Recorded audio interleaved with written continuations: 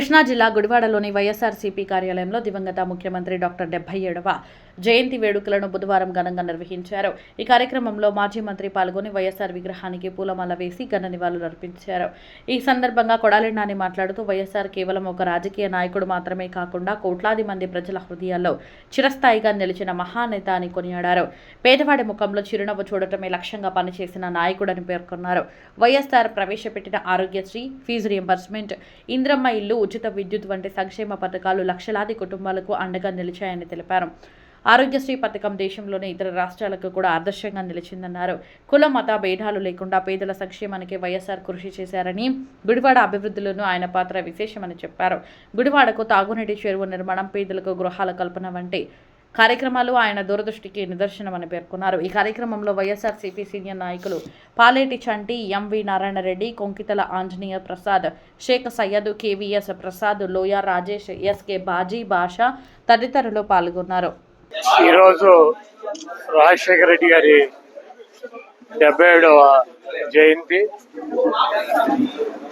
ఆయన ఈ రాష్ట్రానికి 5 సంవత్సరాలు ముఖ్యమంత్రిగా పనిచేసినప్పటికీ ప్రజల గుండెల్లో చిరస్థాయిగా నిలిచిపోయినటువంటి నాయకుడు వైఎస్ రాజశేఖర రెడ్డి గారు. ఆయన 5 సంవత్సరాలు కాలపరిమితి ముఖ్యమంత్రిగా చాలా తక్కువ కాలం అయినప్పటికీ అనేక మంది పేద పిల్లలకి కులమతాలతో సంబంధం లేకుండా ఫీజు రియంబర్స్మెంట్ ఇచ్చి పిల్లల చదువులకి ఒక తండ్రి స్థానంలో నిలబడినటువంటి వ్యక్తి రాజశేఖర రెడ్డి గారు. అలాగే ఈ రాష్ట్రంలో ఉన్నటువంటి అనేక మంది పేదలకి అనేక ఆరోగ్య సమస్యలతో సతమతమయ్యి డబ్బు లేక ఆరోగ్యాన్ని బాగు చేయించుకోలేక మరణించేటువంటి అనేక కుటుంబాలకి తండ్రి పాత్రలో ఆ దైవం రూపంలో ఆరోగ్యశ్రీ తీసుకొచ్చి మరి ఆ కార్పొరేట్ హాస్పిటల్లో సేవలు అందించినటువంటి మహానుభావుడు రాజశేఖర రెడ్డి గారు. అదేవిధంగా అనేక రకాలైనటువంటి అకస్మాత్తుగా వచ్చేటువంటి సమస్యలు, యాక్సిడెంట్లలో 108ను ప్రవేశపెట్టి తక్షణమే 10-15 నిమిషాల్లో పేషెంట్ని హాస్పిటల్కి చేర్చినటువంటి మహానుభావుడు రాజశేఖర రెడ్డి గారు. ఎన్టీఆర్ పెట్టినటువంటి కిలో ₹2 బియ్యాన్ని మరి తర్వాత పాలకులు దుర్మార్గంగా తీసివేస్తే మరి రాజశేఖర రెడ్డి గారు ఆ పథకాన్ని కూడా ప్రవేశపెట్టి పేదల యొక్క గుండెల్లో చిరస్థాయిగా మిగిలిపోయినటువంటి నాయకుడు రాజశేఖర రెడ్డి గారు.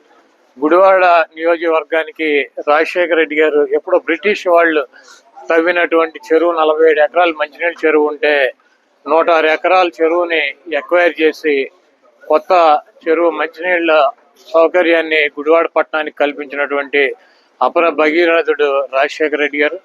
బైపాస్ రోడ్డు ఎన్టీ రామారావు సగం వేసి ఆయన మరి వెళ్ళిపోతే ఆ తర్వాత అనేక మంది ముఖ్యమంత్రులు పనిచేసిన దాన్ని అతి గతి లేనప్పుడు దాన్ని పూర్తిగా ల్యాండ్ ఎక్వైర్ చేసి ఆ రోడ్డుని పూర్తిగా నిర్మాణం చేసినటువంటి వ్యక్తి రాజశేఖర రెడ్డి గారు.